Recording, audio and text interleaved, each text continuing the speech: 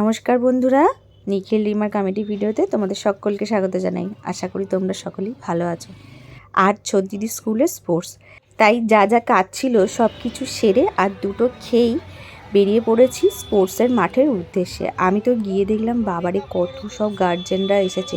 আর আসবে নাই বা কেন, প্রত্যেকের বাচ্চাই তো স্পোর্টসে নাম দিয়েছে, সেই খেলাগুলো হবে আর গার্জেনরা দেখবে না সেটা হতে পারে?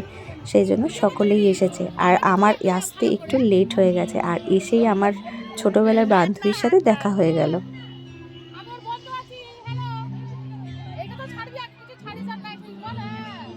এদিকে বান্ধবীর সাথে কথা বলছিলাম ঠিকই, কিন্তু মনে মনে ভাবছিলাম এই এত কুচোকাচার মাঝখানে আমার ছোটদিদিকে কি করে খুঁজবো। ও মা দেখি ওর নিজেই চলে এসছে, তারপর আমার সঙ্গে কথা বলে আবার ছুটে চলে গেল। এই বললাম চলে যা, আবার স্কুলের মিসরা দেখলে বকাবকি করবে। আর আমি যেই সময় এসেছি ওদের তখন লাঞ্চ টাইম চলছিল, স্টুডেন্টদের খাওয়া হয়ে গেছে আর টিচাররা সেই সবে বসেছে।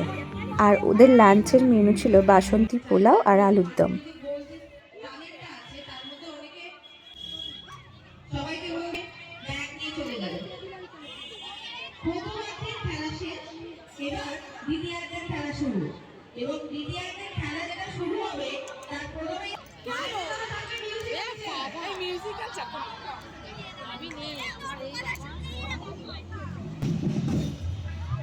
আর দলে দলে যোগ দিচ্ছে।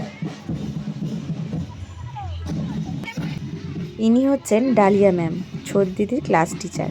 যেহেতু গার্জেনদের মিউজিক্যাল চেয়ার হবে সেই জন্য আমাদেরকে ডাকতে এসেছিল। আমরা বললাম না না বাবা, অত ছুটতে পারবো না ম্যাম, আমরা পারবো না, প্লিজ ডাকবেন না। বলতে উনি আবার চলে গেলেন। তারপর বললেন না না ছুটতে হবে না, আস্তে আস্তেই ঘুরবেন, চলুন তাও খেলবেন।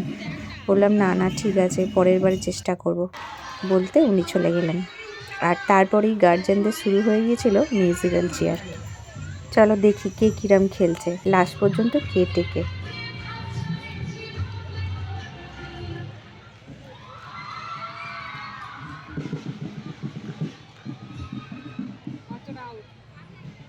যা আউট হয়ে গেছে। ওই না না না, জায়গা আছে জায়গা আছে, বসতে পেরেছে।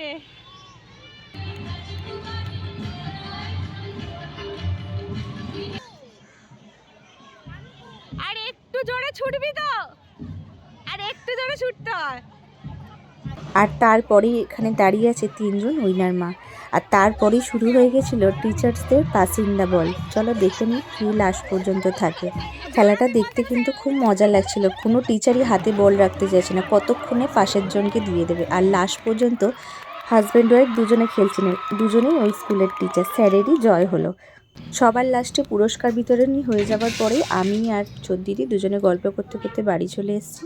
আর তারপরে ও ফ্রেশ হয়ে বসে পড়েছে ফল খাওয়ার জন্য। ওকে একটু পেয়ারা কেটে দিয়েছিলাম।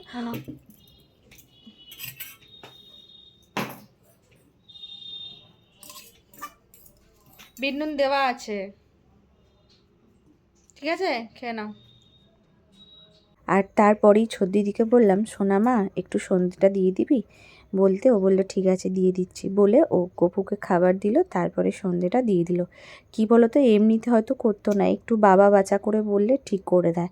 আর খুব সুন্দর গুছিয়ে ও সন্ধ্যে দেয়। ওকে কিন্তু বলতে হয় না যে এটার পর এটা দে, ওটার পর ওটা কর।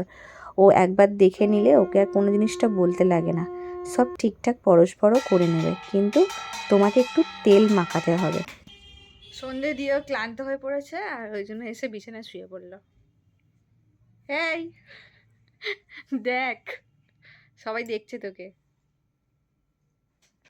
আর তারপর এই ছোটদিদিকে বললাম চ আজকে চুলটা কেটে আসবি, চ আজকে বুধবার আছে, তোর পড়াও নেই, কিছুতেই আসবে না জানো তো।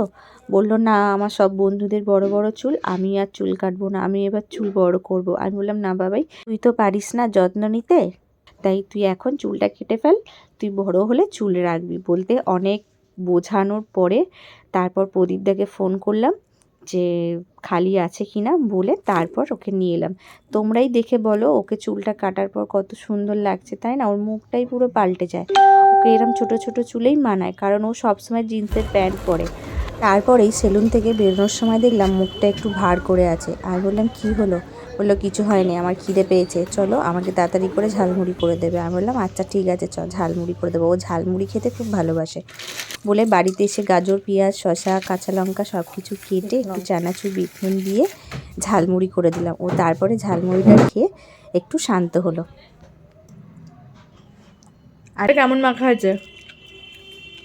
ভালো। আজ এই পর্যন্তই থাক, আবার ফিরে আসবো নতুন কোনো ভিডিও নিয়ে। ভিডিওটা যদি তোমাদের ভালো লাগে অবশ্যই একটা লাইক দিও আর কমেন্ট করে জানিও কেমন লাগলো। আর ভিডিওটা যদি ফেসবুক থেকে দেখো আমার পেজটা ফলো করে দিও, আর ইউটিউব থেকে দেখলে সাবস্ক্রাইব করে দিও। Tata, bye bye, good night.